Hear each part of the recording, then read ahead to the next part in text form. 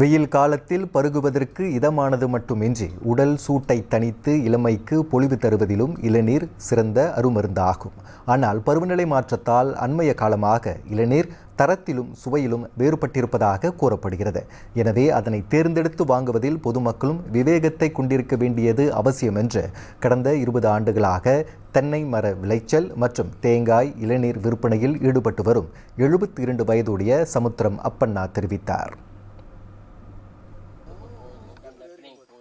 தொடக்கத்தில் இருந்து தென்னை மர விளைச்சல் மற்றும் தேங்காய் வியாபாரத்தில் ஆர்வம் இருந்தாலும் அதில் அதிக கவனம் செலுத்தாமல் கொக்கோ பழ விற்பனையில் ஈடுபட்டு வந்ததாக தோட்டத்தின் முன்னாள் கண்காணியான சமுத்திரம் கூறினார். அப்போ என்கிட்ட கொக்கோ வெட்டுறது, புண்ணி சேர்ந்து மண் இருக்கிறது, இதெல்லாம் குறைய ஒரு 100 பேர் என்கிட்ட வேலை செஞ்சாங்க.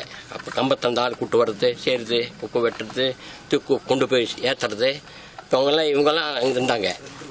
அப்போ அந்த வேலை முடிஞ்சோடனே படிப்படியாக அந்த கொக்கோ ஒரு சீசன் வந்து சீக்கு வந்துடுச்சு. 5 மணி இந்த தேங்காய் இதில் இறங்கணும். தென்னங்கன்றுகளை நடுவதற்கு முன்னதாக அது குறித்த நுணுக்கங்களை மற்ற தோப்பு உரிமையாளர்களிடம் கேட்டு தெரிந்து கொண்டதாக சமுத்திரம் தெரிவித்தார். முதலில் மற்றவர்கள் மூலமாக தென்னந்தோப்பை வழிநடத்தி வந்த நிலையில் அதில் பெரிய லாபம் ஏதும் கிடைக்காத பட்சத்தில் இறுதியில் தாமே நேரடியாக களத்தில் இறங்கியதாக சமுத்திரம் விவரித்தார். ஒரு மரத்தில் வந்து 5 காய், 7 காய், 10 காய், 15 காய், அது சீசன் ஒரு சீசன் இருக்கு. சீசன் ஒரு மாதத்துக்கு 3 மாதத்துக்கு ஒரு வாட்டி, 6 மாதத்துக்கு ஒரு மாறும். அது நிறையா இருக்கும். சமயத்தில் காய் என்னைக்கு நிறையா வந்துச்சோ காய் சின்னதாக இருக்கும். என்னைக்கு காய் குறைஞ்சி போச்சோ அது பெருசாக இருக்கும். காய் கொலையில் பெரிய பெரிய காய் இருக்கும். இதெல்லாம் அப்போ அது ஒரு இதுக்கு ஒரு ஏக்கருக்கு வந்து ஒரு 500 காய் 600 காய் கிடைக்கும். சமயத்தில் 800 காய் கிடைக்கும். மேலும் இளநீர் வகைகள் மற்றும் அதன் பலன்கள் குறித்தும் அவர் இவ்வாறு பகிர்ந்து கொண்டார். மாத்தாங் மாவா, ஹைபிரிட் மாத்தாங், அப்புறம் பண்டன் எங்களுக்கு இல்லை, வேற இடத்துல இருக்குது. நான் வேற இடத்துல வாங்குறோம். பண்டன் என்ன வித்தியாசம் சார்? இதில் வந்து பண்டன் வந்து அது வந்து குடிக்கிறதுக்கு சொண்டோல் அது செய்வாங்க. அதுக்கு இப்போ மாத்தாங் வந்து குடிக்கிறது, சில விட்டு இது குடிக்கிறது தான். ஹைபிரிட் வந்து குடிக்கிறது தான். அதை குடிக்கிறதுனால கொஞ்சம் சில பேருக்கு நல்லா இருக்குது, உடம்புக்கு நல்லா இருக்குது.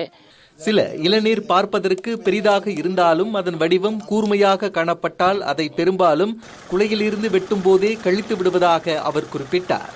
ஏனெனில் அதில் உள்ள நீர் சுவையற்று இருப்பதுடன் அதன் வழுக்கையும் மெல்லிலை தாள் போல் மிகவும் மெலிதாக இருக்கும். அத்தகைய இளநீரை குறைந்த விலையில் விற்றால் கூட கடைகளில் எடுத்துக்கொள்ள மாட்டார்கள் என்று அவர் கூறினார். இதனிடையே தாம் நட்டு வைத்திருக்கும் மாத்தாங் வகை மரங்களில் பூச்சியரிப்பு குறைவாக இருப்பதாக கூறிய சமுத்திரம், மாவார் வகை மரங்களிலேயே அதிகமாக பூச்சி தொல்லை ஏற்பட்டு இளநீரின் வளர்ச்சிக்கு பாதிப்பை ஏற்படுத்தும் என்ற கூடுதல் தகவலையும் வணிக உலக அங்கத்திற்கான நேர்காணலின் போது சமுத்திரம் தெரிவித்தார்.